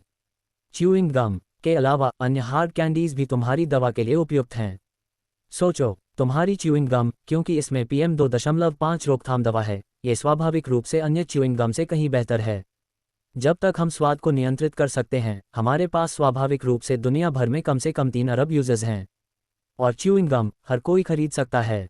अनया इतनी उत्साहित थी कि उसे समझ नहीं आ रहा था कि क्या कहे, और उसने अरमान को जोर से किस किया। अरमान, तुम सचमुच एक जीनियस हो। मैं लग्जरी सामान, हाई एंड प्रोडक्ट्स पर ध्यान केंद्रित करती थी, प्रॉफिट मार्जिन पर जोर देती थी। हालांकि इस च्यूइंग गम के साथ भले ही मैं प्रति बॉक्स केवल 10 पैसे कमाऊं, मेरा अनुमान है कि मैं साल में 10 अरब कमा सकती हूं। आप सुन रहे हैं ये कहानी एक्सक्लूसिवली हिंदी नॉवेल मास्टर पर। अध्याय 506। अपने उत्साह के बीच अनया मल्होत्रा को अचानक कुछ याद आया। उसने अपने माथे पर शिकन डालते हुए कहा, अरमान, कहीं तुम ये तो नहीं कहना चाहते कि ये दवा सिर्फ तुम खुद ही बना सकते हो? अप्सरा चूर्ण, जिसे 10 गुना पतला किया जाना था। अरमान एक दिन में सैकड़ों किलो तैयार कर सकता था और 10 गुना पतला करने पर वह कई टन बन जाता। अगर इसे इमल्शन, पानी, मसालों और कुछ अन्य सिंथेटिक एजेंटों के साथ मिलाया जाए तो ये कम से कम दर्जनों टन हो जाएगा। हाई एंड प्रोडक्ट्स के लिए दर्जनों टन काफ़ी था। शुरुआती दौर में अरमान की रिफाइनिंग काफ़ी होनी चाहिए, लेकिन बाद के चरणों में जब मांग बढ़ेगी तो निश्चित रूप से इंटीग्रेटेड फैक्ट्री प्रोडक्शन की ज़रूरत होगी। सिर्फ हाथों से रिफाइनिंग करके इतना भारी उत्पादन हासिल करना नामुमकिन था। इस दवा के लिए बहुत बड़ी मात्रा की ज़रूरत है और मैं वास्तव में सिर्फ खुद इसे बनाने पर निर्भर नहीं रह सकता। अरमान रायजादा अपनी ठुड्डी सहलाते हुए गहरी सोच में डूब गया। उसके द्वारा तैयार की गई दवा का असर दूसरों से बेहतर इसलिए था क्योंकि उसके पास विश्व शुद्धि अग्नि थी। यह न केवल दवा को शुद्ध कर सकती थी, बल्कि औषधीय तत्वों में मौजूद प्राण शक्ति का भी पूरा उपयोग कर सकती थी। वरना अगर मशीन द्वारा इसे तैयार किया गया तो औषधीय तत्वों की प्राण शक्ति बहुत पहले ही उड़ चुकी होगी। कहा जा सकता है कि मशीन द्वारा बनाई गई दवा में उसकी असली क्षमता का 10वां हिस्सा भी नहीं बचेगा। अगर कोई मशीनों का उपयोग करने पर अड़ा ही रहे तो ये पूरी तरह असंभव भी नहीं था। अगर मशीनों के चारों ओर एक षटकोणीय प्राण बंधन चक्र स्थापित किया जाए जो औषधीय तत्वों के भीतर प्राण शक्ति को लॉक कर दे और उसे बिखरने से रोके, तो दवा का प्रभाव शुद्ध मशीन निर्मित दवा से दोगुना मजबूत होगा।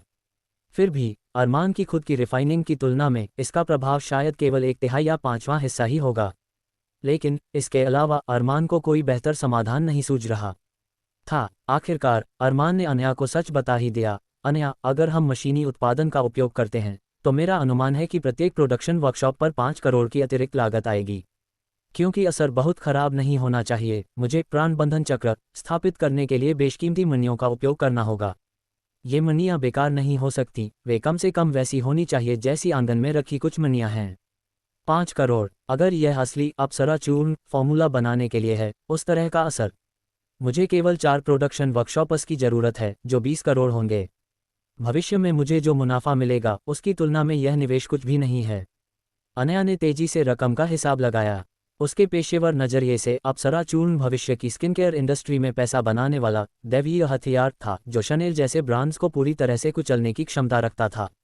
उसे इस पर पूरा भरोसा था।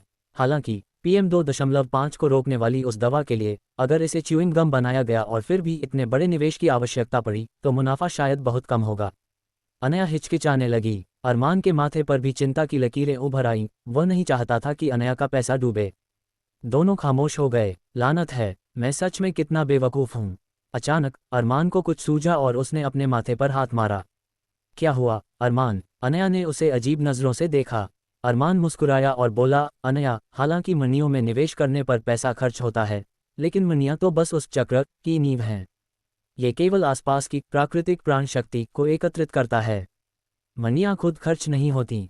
अगर हम इस साल मणियों पर 5 करोड़ खर्च करते हैं तो हो सकता है कि अगले साल जब बाजार अच्छा हो हम उन्हें 6 करोड़ में बेच भी सकें। ये सब तुम्हारी गलती है। मैं लगभग एक बंद गली में फंस गई थी। अनया ने अरमान को घूर कर देखा। यह कोई पारंपरिक निवेश नहीं था, क्योंकि मणियाँ अपने आप में बहुत कीमती थीं। शांति के समय में इन पत्थरों की कीमत केवल ऊंची और ऊंची होती जाएगी। उस समय ये कहा जा सकता है कि ये मणियाँ कंपनी के भाग्य को बनाए रखने के लिए हैं, और अगर अनया के प्रोडक्ट्स कुछ वर्षों में अच्छी तरह से बिकते हैं तो इन मणियों की कीमत भी लहरों के साथ बढ़ सकती है। कई बड़ी कंपनियों की आदत होती है कि वे अपने हॉल के बीच में वास्तु पत्थर रखती हैं। इतना बड़ा पत्थर भी करोड़ों का होता है और वह एक बेकार वस्तु होती है। अरमान की मणियाँ कम से कम स्वाभाविक रूप से मूल्यवान हैं। यह उन लोगों से कहीं बेहतर है जो वास्तु के बारे में अंधविश्वासी हैं। मंगल पर्वत, पाताल प्रेत संप्रदाय एक घने जंगल के बीच बना विला। यहाँ के पेड़ इतने घने थे कि आसमान और सूरज को ढक लेते थे, जिससे विला कुछ धुंधला दिखाई देता था और हवा में मृत्यु की गंध खुली हुई थी। विला के अंदर एक अधेड़ उम्र का आदमी गुस्से से आग बबूला हो रहा था। मास्टर, जूनियर भाई मारा गया। संप्रदाय में उसका आत्मा दीपक बुझ चुका है। वह कम से कम 7 दिन पहले मर चुका है। पाताल प्रेत संप्रदाय के शिष्य जो ट्रेनिंग के लिए पहाड़ से नीचे जाते थे उनके लिए 2 शर्तें थीं। पहली शर्त यह थी कि उनकी साधना दक्ष स्तर तक पहुंचनी चाहिए। दूसरी शर्त थी अपनी जीवन आत्मा का एक अंश अलग करना और उसे संप्रदाय के सर्वोच्च खजाने पाताल आत्मा दीपक में रखना। पाताल आत्मा दीपक छाया आत्माओं को पोषित कर सकता था और एक बहुत अच्छा खजाना था। हालांकि इसके अंदर जीवन आत्मा का एक अंश रखने का मतलब शिष्यों को नियंत्रित करना भी था। अगर कोई शिष्य पहाड़ से नीचे जाने के बाद संप्रदाय के आदेशों की अवहेलना करने या स्कूल को धोखा देने की हिम्मत करता तो जीवन आत्मा का यह अंश सीधे बुझा दिया जाता, जिससे वह शिष्य या तो पागल हो जाता या बेकार। शिष्यों को नियंत्रित करने के अलावा ये दीपक शिष्य की मृत्यु का भी पता लगा सकता था। हालांकि पाताल आत्मा दीपक का स्वाभाविक रूप से बुझना बहुत धीमा था। अगर कोई शिष्य मर जाता तो उसकी आत्मा तुरंत नहीं बिखरती थी। पहले 7 दिन की भी एक कहावत थी। 7 दिनों के भीतर किसी व्यक्ति की आत्मा पूरी तरह से नष्ट नहीं होती। यद्यपि पृथ्वी पर प्राण शक्ति विरल थी, फिर भी यह 7 दिनों तक किसी व्यक्ति की आत्मा को संरक्षित रख सकती थी। जिनके पास महान दैवीय क्षमताएं थीं, वे इन 7 दिनों के भीतर किसी शव पर कब्जा करके पुनर्जन्म ले सकते थे या फिर से साधना करने के लिए कोई शरीर छीन सकते थे। लेकिन एक बार 7 दिन बीत जाने के बाद सचमुच आत्मा का उड़ जाना और रूह का बिखर जाना तय था। इसलिए यदि कोई शिष्य मर जाता तो पाताल आत्मा दीपक 7 दिनों के बाद ही बुझता था। अधेड़ उम्र का आदमी दहाड़ा। फिर उसने अपने सामने बैठे बूढ़े आदमी को एक तस्वीर सौंपी और कहा, मास्टर, सेक्युलर दुनिया में हमारी खुफिया जानकारी के अनुसार जिसने जूनियर भाई को मारा है वह व्यक्ति है। तस्वीर में दिख रहा व्यक्ति अपनी शुरुआती 20 की उम्र में था, डॉक्टर का सफ़ेद कोट पहने हुए, सुंदर और जोश से भरा हुआ। उसका नाम अरमान रायजादा है। वह पुणे शहर में एक डॉक्टर है। हालांकि डॉक्टर होना तो बस उसकी बाहरी पहचान है। मेरी भविष्यवाणी के अनुसार वह दक्ष स्तर के शिखर पर एक साधक होना चाहिए। जूनियर भाई उसकी तलवार की ऊर्जा से मारा गया। मैंने किसी को जूनियर भाई के रिश्तेदारों को पुलिस स्टेशन से शव लेने के लिए भेजा था। जूनियर भाई का आधा कंधा वज्र तलवार ऊर्जा से नष्ट हो गया था और उसकी नाड़ियां चकनाचूर हो गई थीं। इसके अलावा इस व्यक्ति का चंद्रप्रभा आश्रम की एक बाहरी महिला शिष्या नलिनी राठौड़ के साथ बहुत अच्छा रिश्ता है। मुझे शक है कि वह सेक्युलर दुनिया में महाबलेश्वर तलवार संप्रदाय का कोई ट्रेनिंग शिष्य है। बूढ़ा आदमी जो अब तक चुप था, उसने अपनी आंखें थोड़ी सिकोड़ी। हवा में एक बुरी शक्ति का संचार हुआ। महाबलेश्वर, हम्फ, हालांकि तुमने गलत अनुमान लगाया, वह महाबलेश्वर से नहीं है। बूढ़े आदमी ने अपना सिर हिलाया। अधेड़ आदमी ने अपना सिर नीचे कर लिया, बोलने की हिम्मत नहीं हुई। काफी देर बाद अधेड़ आदमी फिर बोला, मास्टर, वह किस स्कूल का है यह महत्वपूर्ण नहीं है। मुख्य बात यह है कि उसने जूनियर भाई को मारा और मातृ शिशु आत्मा भक्षक कीट ले गया।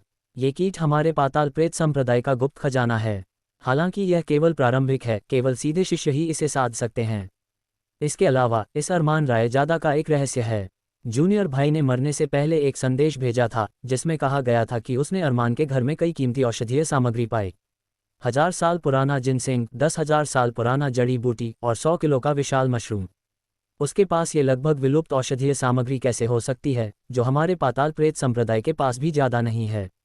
ये सुनकर बूढ़े आदमी की आंखों में एक तेज चमक कौंध गई। तुम सही कह रहे हो, इस अरमान रायजादा को जरूर किसी प्राचीन विशेषज्ञ द्वारा छोड़ी गई अमर गुफा मिली होगी।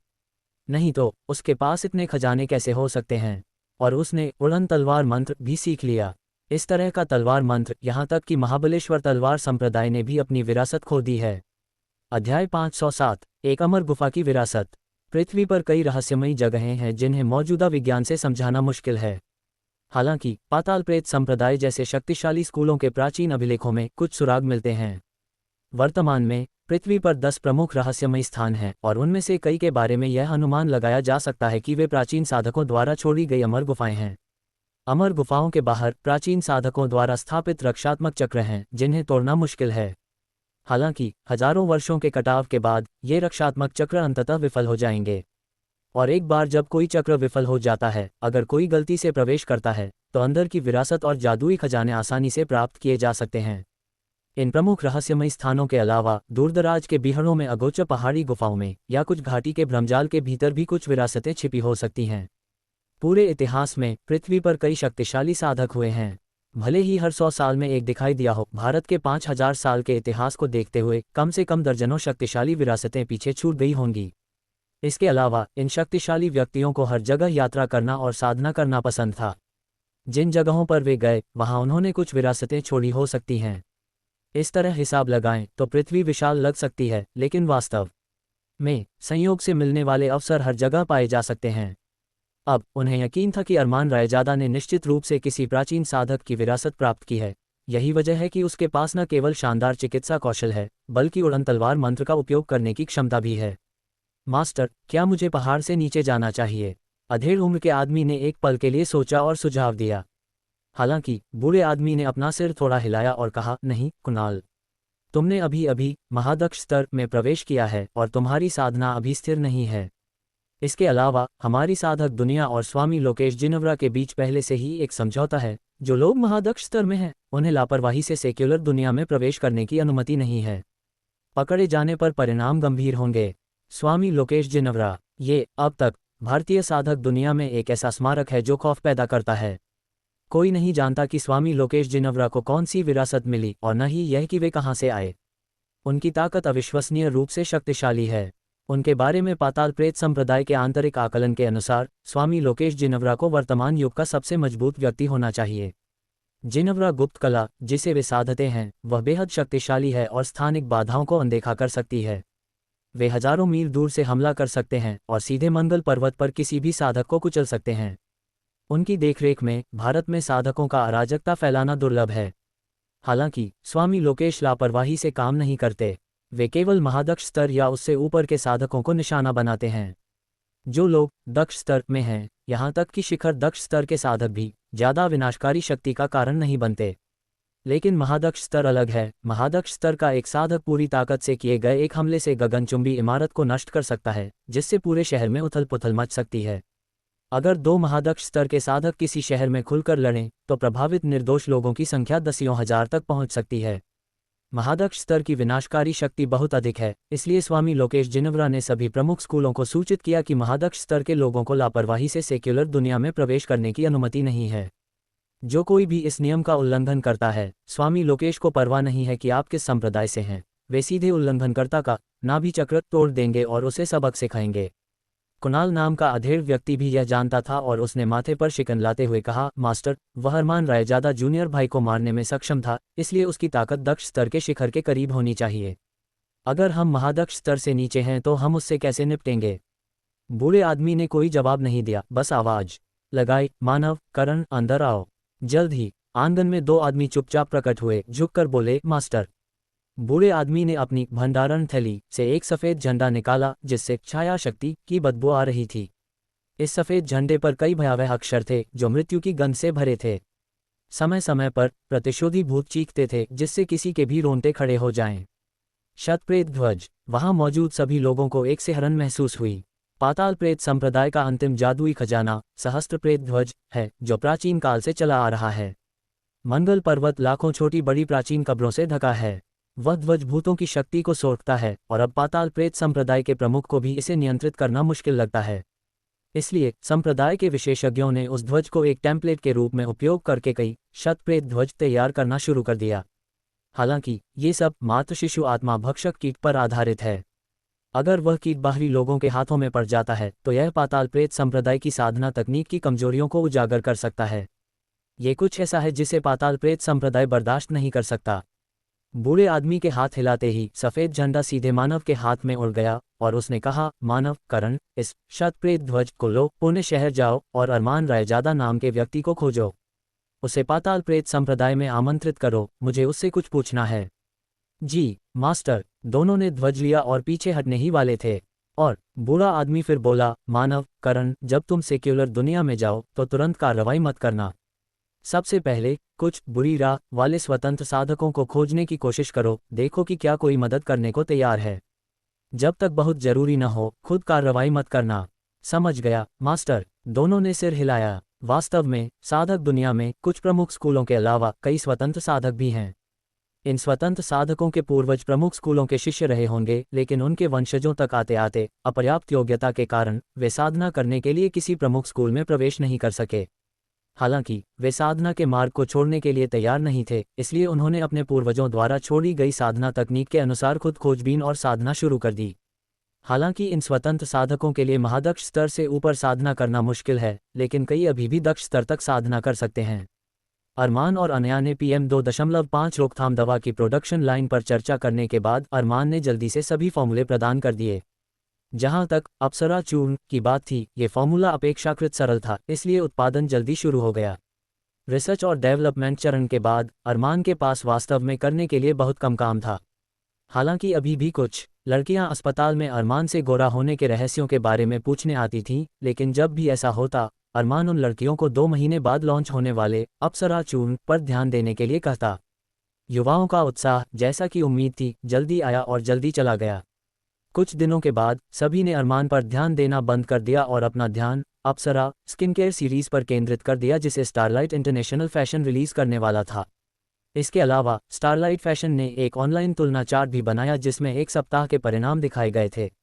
उन्होंने 100 उपयोगकर्ताओं को चुना जिन्होंने हर दिन अप्सरा सीरीज के स्किनकेयर उत्पादों का उपयोग किया और 1 सप्ताह के बाद पहले और बाद की तुलना की। ये तुलना लाइव प्रसारण होने के कारण नकली होना असंभव था। नतीजतन अप्सरा सीरीज रातों रात अविश्वसनीय रूप से लोकप्रिय हो गई। हालांकि अब इसका अरमान से कोई लेना देना नहीं था। अनया उससे कहीं अधिक व्यावसायिक मामलों में कुशल थी और वह पैसा कमाने के लिए इस पर निर्भर नहीं था। और ठीक उसी समय जब अरमान अपने आंगन में सर्दियों की गुनगुनी धूप का आनंद ले रहा था, नागराज, जो लगभग 1 महीने से लापता था, आखिरकार वापस आ गया। अध्याय 508। मास्टर, मैं वापस आ गया हूँ। अरमान का फोन बजा। उसने जवाब दिया तो दूसरी तरफ से नागराज की आवाज आई। अरमान ने निशब्द होकर कहा, तुम वापस आ गए हो, लेकिन तुम हो कहाँ? घर क्यों नहीं आ रहे? नागराज लगभग रोने को था। उसने दर्द भरी आवाज में कहा, मास्टर, मैं सड़क के उस पार वाले कॉम्प्लेक्स से कॉल कर रहा हूँ। मैं भी घर जाना चाहता हूँ, लेकिन घर के बाहर कई भारतीय सैनिक गश्त कर रहे हैं। मेरी वापस जाने की हिम्मत नहीं हो रही। अरमान तुरंत हंसा और बोला, चिंता मत करो, वे हमारे परिवार की सुरक्षा के लिए यहाँ हैं। अभी कॉम्प्लेक्स के गेट पर आओ, मैं तुम्हें लेने आता हूँ। ठीक है मास्टर। नागराज ने फ़ोन काट दिया, अपनी हिम्मत जुटाई और कॉम्प्लेक्स की ओर चलने लगा। जब वह पहले गाड़ी से उतरा था तो उसने कॉम्प्लेक्स के गेट पर इतने सारे पुलिस अधिकारियों को देखा और सोचा कि किसी ने उसके ठिकाने का पता लगा लिया है और भारतीय सेना उसे गिरफ्तार करने के लिए भेजी गई है। वह अब बौद्ध राष्ट्र में एक वांछित अपराधी था, क्योंकि ज्वाला बंधु मर चुके थे और उनके शव मिल गए थे, लेकिन उसका शव नहीं मिला था। इसके अलावा उसके पास एक विशाल सांप, नाग देवता, भी था। मानव शरीर बड़ा नहीं होता, इसलिए इसका न मिलना सामान्य है। लेकिन अगर इतना बड़ा सांप बाहर मरता तो बहुत पहले पता चल जाता और इंटरनेट इतना विकसित होने के कारण ये ट्रेंडिंग टॉपिक भी बन सकता था। चूंकि न तो आदमी और न ही सांप के शव मिले, इसका मतलब था कि नागराज मरा नहीं था। वह नहीं मरा था, लेकिन ज्वाला बंधु मर गए थे। केवल एक ही संभावना थी, उसने उन्हें धोखा दिया था। बौद्ध राष्ट्र ने पहले ही उस पर इनाम रख दिया था, जिससे नागराज ने अरमान का बारीकी से पालन करने का फैसला किया। वरना उसके पास जाने के लिए कोई जगह नहीं थी। इंसान सामाजिक प्राणी है, किसी अनजान माहौल में अकेले रहना बेहद अकेलापन महसूस कराता है। उस तरह की तड़प सहन करना मुश्किल है। नागराज ने हिम्मत जुटाई और कॉम्प्लेक्स के गेट पर पहुंचा।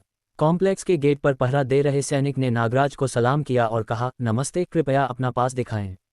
इस कॉम्प्लेक्स को अब मिलिट्री प्रतिबंधित क्षेत्र, अनधिकृत कर्मियों के लिए प्रवेश निषेध, घोषित कर दिया गया था और प्रत्येक निवासी ने प्रवेश द्वार पर पंजीकरण कराया था। सौभाग्य से इस कॉम्प्लेक्स के निवासी पुणे शहर के सभी प्रमुख लोग थे। सेना की सुरक्षा के साथ उन्होंने न केवल प्रतिबंधित महसूस नहीं किया, बल्कि अपने दोस्तों के सामने शेखी बघारी की। यह उनके रुतबे और पद का संकेत है। बेशक नागराज के पास कोई पास नहीं था और उसके चेहरे पर थोड़ी घबराहट थी। सैनिक ने जैसे ही उसके भाव देखे, उसने तुरंत इशारा किया और 4 अन्य सैनिक अपनी बंदूकें ताने हुए वहां आ गए। सर, कृपया सहयोग करें और हमें जांच करने दें। हिस हिस। तभी नागराज के शरीर पर लिपटा नाग देवता जाग गया और नागराज की आस्तीन से बाहर निकल आया। सांप, इसके पास सांप है। सैनिक तुरंत डर के मारे उछल पड़े, अपनी बंदूकें नागराज पर तान दी। हिलना मत, हिलना मत, अगर तुम हिले तो हम गोली मार देंगे। उनमें से एक सैनिक ने अपना वॉकी टॉकी उठा लिया था। अपने वरिष्ठों को रिपोर्ट करने के लिए तैयार की एक संदिग्ध व्यक्ति पाया गया है। उसका चेहरा थोड़ा उत्साहित था। वे आधे महीने से अरमान के कॉम्प्लेक्स में तैनात थे और कुछ भी नहीं हुआ था, जो बहुत उबाऊ था। आज आखिरकार उन्होंने एक संदिग्ध व्यक्ति को पकड़ ही लिया। वे बाद में उससे अच्छी तरह पूछताछ करेंगे कि वह किस देश का जासूस है। इस आदमी के गंदे हुलिये को देखकर वह शायद दक्षिण पूर्व एशिया का लग रहा था। जैसे ही सैनिक उत्साह से सोच रहे थे कि उन्होंने एक जासूस पकड़ लिया है, अरमान हवाई चप्पल पहने हुए वहां प्रकट हुआ और नागराज से बोला, अरे छोटे, तुम वापस आ गए, अंदर क्यों नहीं आ रहे? सैनिकों को बंदूकें ताने देखकर अरमान के चेहरे का भाव थोड़ा बदला। फिर वह मुस्कुराया और बोला, दोस्तों, यह एक गलतफहमी है। ये जासूस नहीं है, यह मेरा एक रिश्तेदार है। कुछ समय पहले मैंने इसे अपने गांव से कुछ जड़ी बूटियां लाने के लिए भेजा था। क्या ये व्यक्ति मिस्टर अरमान आपका रिश्तेदार है? मुझे लगा कि यह जासूस है। जिस सैनिक ने अपने वरिष्ठ को रिपोर्ट करने के लिए वॉकी टॉकी उठाया था, ये सुनकर उसका सारा उत्साह ठंडा पड़ गया। वह आगे बढ़ा और अपने साथियों को हाथ हिलाकर इशारा किया, उसे जाने दो। सैनिकों ने अपनी बंदूकें नीचे कर लीं, एक दूसरे को देखा और काफी निशब्द महसूस किया। इतना सब कुछ हुआ और पता चला कि यह गलतफहमी थी। उन्होंने नागराज को देखा और बोले, तुम डॉक्टर अरमान के रिश्तेदार हो, पहले क्यों नहीं बताया? इस तरह छिपते छिपाते घूम रहे थे, हमें लगा तुम जासूस हो। नागराज बहुत मासूम लग रहा था। उसका अंतर्मन भी उसे कचोट रहा था और उसे बोलने की हिम्मत नहीं हुई, क्योंकि अगर वह मुंह खोलता तो उसका लहजा किसी भारतीय जैसा नहीं लगता। अरमान के पीछे पीछे घर जाते हुए इस छोटे से नाटक के बावजूद नागराज का मिशन बहुत अच्छी तरह से पूरा हुआ था। उसने भंडारण थैली अरमान को वापस कर दी। मास्टर, इसके अंदर एक पूरा समुद्र नाग है। मैंने आधे महीने तक पूर्वी सागर में इंतजार किया और दर्जन भर से अधिक समुद्र नाग ढूंढे, ये सबसे बड़ा है। गनीमत है कि मेरे पास नाग देवता था, वरना मैं इसे अकेले नहीं मार पाता। ये चीज़ बहुत बड़ी और बहुत खूंखार है। अरमान ने थैली ली और उसकी जांच करने के लिए अपनी दैवीय चेतना का उपयोग किया। अंदर एक समुद्र नाग था, 10 मीटर से अधिक लंबा, बहुत खूंखार दिख रहा था, चमकदार सफ़ेद तराजू के साथ। पहली नज़र में यह एक छोटे सफ़ेद ड्रैगन जैसा लग रहा था और ये आध्यात्मिक आकर्षण से भरा था। अरमान का अनुमान था कि यह समुद्र नाग पहले ही एक राक्षस जानवर बन चुका था और इसके शरीर में एक आंतरिक कोर होना चाहिए। इस आंतरिक कोर के साथ अरमान के महादक्ष गोली को रिफाइन करने और महादक्ष स्तर में प्रवेश करने की संभावना और भी अधिक हो जाएगी। नागराज, तुमने यह मिशन असाधारण रूप से अच्छा किया है। मैंने हाल ही में पुणे के पश्चिमी उपनगरों में एक हर्बल प्लांटेशन हासिल किया है। वहाँ का पूरा पहाड़ मेरा है। पहाड़ की तलहटी में एक अलग विला भी है। तुम नाग देवता को ले जा सकते हो और वहाँ साधना कर सकते हो, और जब तुम वहाँ रहो तो मेरे लिए प्लांटेशन का प्रबंधन करो। मैं हर 3 दिन में एक बार प्लांटेशन आऊँगा। अरमान ने निर्देश दिया। अभी सर्दी थी, लेकिन ग्रीनहाउस खेती के साथ जड़ी बूटियाँ अभी भी उग सकती थीं। अरमान वहाँ हर 3 दिन में प्राण सूत्र कला के साथ साधना करने जाता था, इसलिए जड़ी बूटियाँ बहुत तेजी से बढ़ीं। हालांकि वह दूसरों को ये रहस्य नहीं बता सकता था, इसलिए वह केवल एक विश्वसनीय अधीनस्थ को ही भेज सकता था। नागराज बौद्ध राष्ट्र से था और भारत में उसका कोई दोस्त नहीं था। अरमान के अलावा वह किसी और को नहीं जानता था। अरमान उसके साथ अच्छा व्यवहार करता था और नागराज के पास उसे धोखा देने का कोई कारण नहीं था। उसे प्लांटेशन का प्रबंधन सौंपना एकदम सही था। मंगल पर्वत से पुणे शहर जाने वाली ट्रेन में एक डिब्बे के अंदर, इस डिब्बे में मूल रूप से दर्जनों लोग थे, लेकिन रास्ते में लोग बुखार से बीमार पड़ गए और चले गए। केवल 10 लोग बचे थे। उनमें से 2 मानव और करण थे, जिन्हें पाताल प्रेत संप्रदाय ने भेजा था। उनके सामने 8 लोग थे, बूढ़े और जवान, पुरुष और महिला। इन लोगों में केवल एक चीज समान थी, वे सभी भयानक दिख रहे थे, जीवित लोगों की तरह नहीं।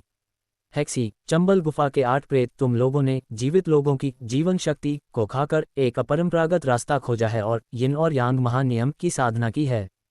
हमारे सीनियर भाई तुम्हारी बहुत प्रशंसा करते हैं, लेकिन इस यात्रा के दौरान कृपया थोड़ा संयम बरतें। अगर इस डिब्बे में हर कोई मर जाता है और केवल हम में से कुछ ही बचते हैं, तो यह निश्चित रूप से ध्यान आकर्षित करेगा।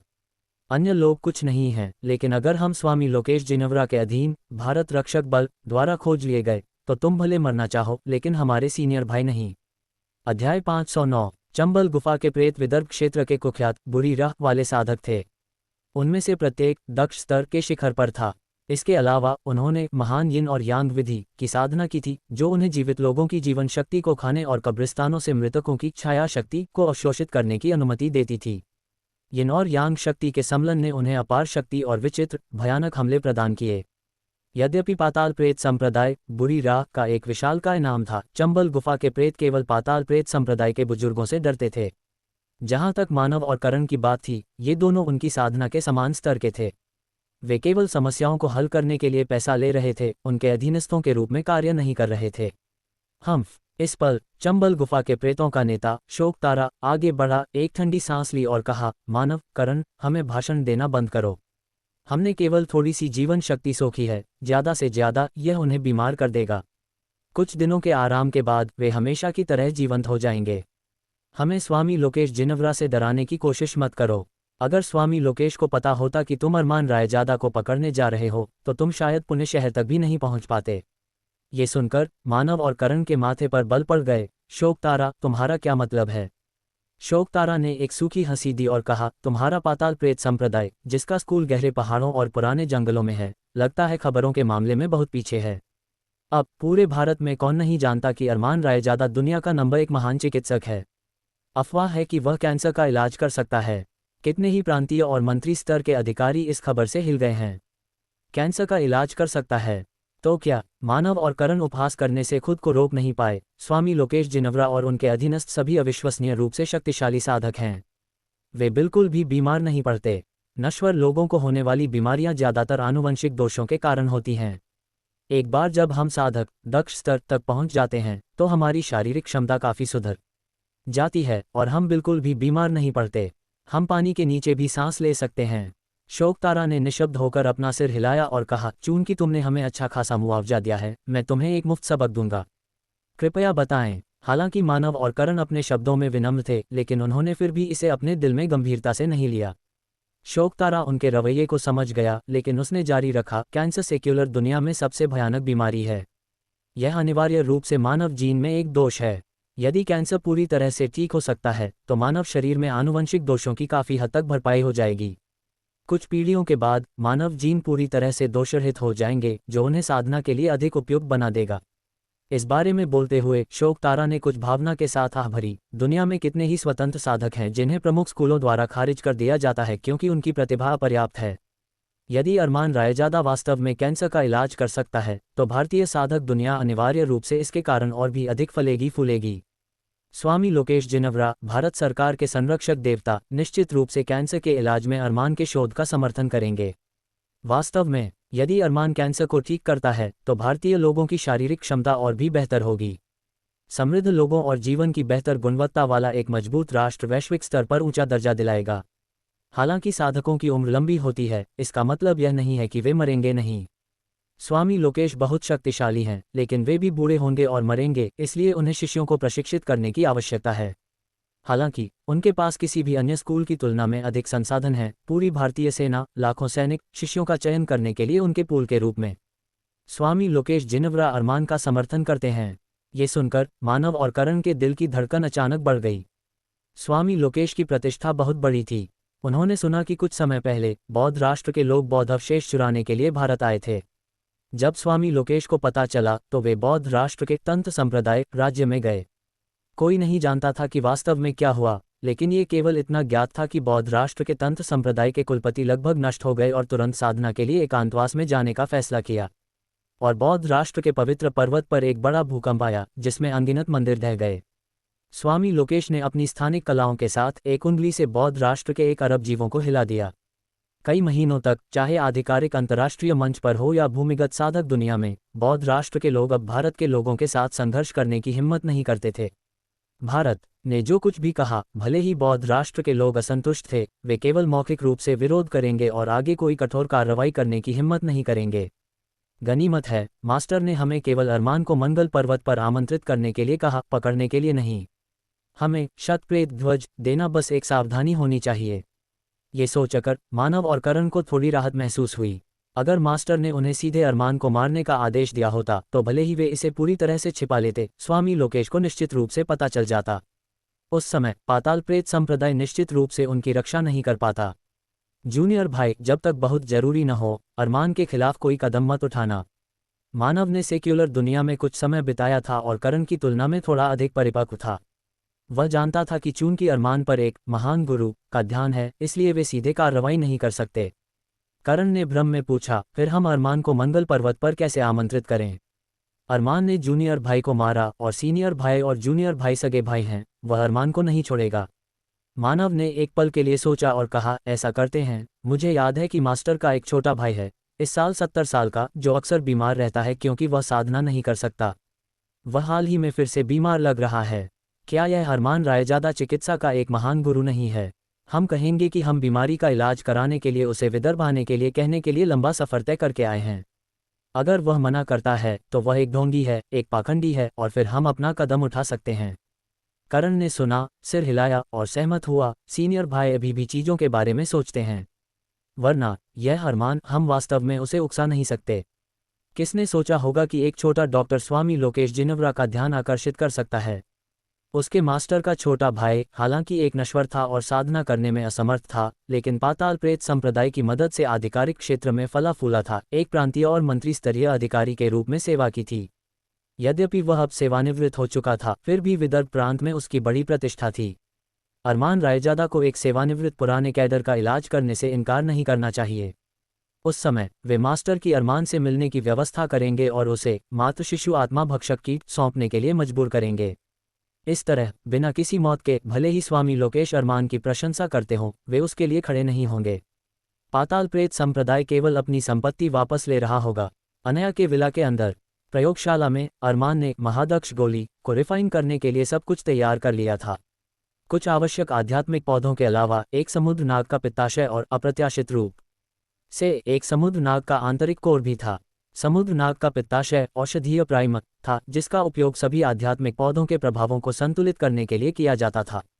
एक महादक्ष गोली, बस एक महादक्ष गोली, महादक्ष स्तर की निश्चितता को 30% बढ़ा सकती है। मेरी कर्म शक्ति पहले से ही भरी हुई है, मेरा कर्म चक्र भी संतृप्त है और मेरी साधना पहले से ही दक्ष स्तर के शिखर पर है, किसी भी समय ब्रेक थ्रू के लिए तैयार है। इस महादक्ष गोली के साथ मुझे आधी मेहनत में दोगुना परिणाम मिलेगा। अरमान खिलखिलाकर मुस्कुराया। पिछली बार जब मैंने दक्ष स्तर में प्रवेश किया था तो प्राण सूत्र बीज ने विश्व शुद्धि अग्नि छोड़ी थी, जिससे मेरे कीमिया प्रभावों में काफ़ी वृद्धि हुई थी। मुझे आश्चर्य है कि महादक्ष स्तर के बाद प्राण सूत्र बीज में क्या बदलाव आएंगे। अरमान प्रत्याशा से भरा था। नागराज, नाग देवता को ले लो और मेरी रक्षा करो। जब तक मैं बाहर न आऊं, किसी को भी प्रयोगशाला में जाने की अनुमति नहीं है। अरमान ने बाहर निर्देश दिया। जी मास्टर। नागराज वफादारी से प्रयोगशाला के बाहर पहरा देने लगा।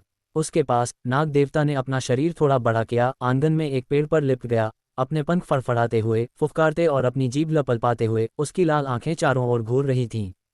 अध्याय 510। सब कुछ तैयार था। अरमान ने क्रम से सभी औषधीय सामग्रियों को पिलफनेस में डाल दिया। उसी समय विश्व शुद्धि अग्नि की लपटें, इसकी बैंगनी उग्र रोशनी लगातार उमड़ रही थी। आग की कतारें हवा में उठ रही थीं, उसकी हथेली से निकलीं। अत्यधिक गर्म हवा के कारण जगह थोड़ी विकृत हो गई। जाओ। अरमान ने अपनी उंगली को हल्के से झटका दिया और विश्व शुद्धि अग्नि का एक कतरा तुरंत उसकी हथेली से अलग हो गया, पिलफनेस में बह गया। जैसे ही औषधीय सामग्री ने विश्व शुद्धि अग्नि को छुआ, उन्होंने तुरंत एक हिसस ध्वनि उत्सर्जित की। उनकी शाखाएं और पत्तियां आग में मुड़ गईं, जली हुई काली राख में बदल गईं। हालांकि यह अग्नि अत्यंत चमत्कारी थी। हालांकि औषधीय सामग्री काली राख में बदल गई, लेकिन उनके भीतर की औषधीय शक्ति पिघली नहीं। इसके बजाय यह आग की लपटों से भुनी गई सफ़ेद रोशनी की एक गेंद में बदल गई। सफ़ेद रोशनी की गेंदें ऊपर उठीं, धीरे धीरे लुढ़कती और एक हल्की चमक बिखेरती हुईं। पिलफनेस के अंदर विश्व शुद्धि अग्नि के जलने के तहत उन्होंने समलन से गुजरना शुरू कर दिया। सफ़ेद रोशनी की ये गेंदें मूल रूप से मुट्ठी के आकार की थीं, लेकिन समलन के बाद वे लगातार घनी और सिकुड़ती गईं, केवल पिंग पोंग गेंद के आकार की हो गईं। और एक निश्चित स्तर पर सफ़ेद रोशनी ने अचानक सुनहरे पीले प्रभामंडल का संकेत दिया, जो रंग में कर्म शक्ति के समान था। समय लगभग सही है। अरमान की आंखें सिकुड़ गईं। उसने किनारे से समुद्र नाग का आंतरिक कोर उठाया और ची की आवाज के साथ उसे कुचल दिया। राक्षसी प्राण शक्ति की लपटें फैलने लगीं। जब उन्होंने सुनहरे प्रकाश पुंज को छुआ तो वे सीधे प्रकाश पुंज में समा गईं, जैसे कोई विशाल वेल पानी खींच रही हो। सुनहरा प्रभामंडल लगातार टिमटिमाता रहा, जिससे पूरी प्रयोगशाला थोड़ी चकाचौंध हो गई। जब राक्षसी प्राण शक्ति की आखिरी बूंद भी सुनहरे प्रकाश पुंज द्वारा निगल ली गई, अचानक प्रकाश गायब हो गया। एक पूरी तरह से गोल औषधीय गोली, एक बेहोश बैंगनी सुनहरे प्रभामंडल को बिखेरती हुई हवा में तैरने लगी। इस औषधीय गोली की सतह पर पानी जैसी लहरें भी थीं, जो लगातार ऊपर नीचे हो रही थीं। अपनी बैंगनी सुनहरी रोशनी के साथ यह अविश्वसनीय रूप से चमत्कारी लग रही थी। महादक्ष गोली, ये वास्तव में दिव्य और अद्भुत है। अरमान ने देरी करने की हिम्मत नहीं की। उसने जल्दी से एक विशेष रूप से बनाई गई जेड बोतल निकाली। ये बोतल विशेष रूप से तैयार की गई थी और इसमें एक प्राण बंधन चक्र था, जो औषधीय गोली की प्राण शक्ति को लॉक कर सकता था, इसके बिखरने को रोक सकता था। सावधानी से महादक्ष गोली को बोतल में रखते हुए अरमान थोड़ा उत्साहित होकर इसे अपनी नाक के पास लाया और इसे हल्के से सूंघा। एक अनूठी और अजीब सुगंध उससे निकली, जिसने उसकी मानसिक ऊर्जा को स्फूर्ति से भर दिया।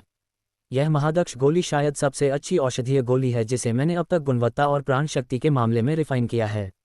मुझे उम्मीद है कि यह गोली मुझे निराश नहीं करेगी। अरमान इस गोली को खुद रिफाइन करके उसका सेवन करना चाहता था।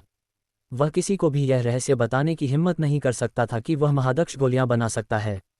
दुनिया में अनगिनत साधक थे और उनमें से अधिकांश दक्ष स्तर के शिखर पर अटके हुए थे, जिन्हें महादक्ष स्तर में ब्रेक थ्रू करना मुश्किल लग रहा था। ये कहा जा सकता है कि दक्ष स्तर के 10 साधकों में से यदि उनके पास अन्य भाग्यशाली मुठभेड़ें नहीं थीं, तो अधिक से अधिक 2 या 3 ही महादक्ष स्तर में प्रवेश कर सकते थे। और ये 2 या 3 महादक्ष स्तर में ज़्यादा दूर नहीं जाएंगे, ज़्यादा से ज़्यादा महादक्ष स्तर की पहली या दूसरी परत में ही रह जाएंगे। मैं इस गोली का तुरंत सेवन नहीं कर सकता। ब्रेक थ्रू से पहले मुझे अपनी आंतरिक दुनिया को समायोजित करने और अपने शरीर और दिमाग को सबसे उत्तम स्थिति में लाने की आवश्यकता है। गोली को रिफाइन करने के बाद अरमान ने तुरंत इसका सेवन नहीं किया। इसके बजाय उसने एक गहरी सांस ली, अपने दिल में उमड़ती अधीरता को जबरदस्ती दबाया और फिर अपनी स्थिति को समायोजित किया। हालांकि महादक्ष गोली में साधकों को महादक्ष स्तर में ब्रेक थ्रू करने में मदद करने की उच्च संभावना थी, लेकिन विफलता की भी संभावना थी। अरमान ने इन सामग्रियों को इकट्ठा करने में 2 महीने बिताए, विशेष रूप से समुद्र नाग का आंतरिक कोर, जो थोड़ी किस्मत से प्राप्त हुआ था। अगर नागराज इसे फिर से पूर्वी सागर में शिकार करने जाता तो वहां के स्कूल सतर्क हो सकते थे, जिससे इसे पकड़ना मुश्किल हो जाता। अरमान ऐसे अनावश्यक जोखिम नहीं लेना चाहता था। अस्थायी रूप से प्रयोगशाला से बाहर निकलते हुए अरमान ने सारा काम एक तरफ रख दिया और अब अपना औषधि अनुसंधान जारी नहीं रखा। अगले 3 दिनों तक उसने पूरी तरह से हर चीज की परवाह किए बिना पूरे दिल से अपनी स्थिति को समायोजित किया।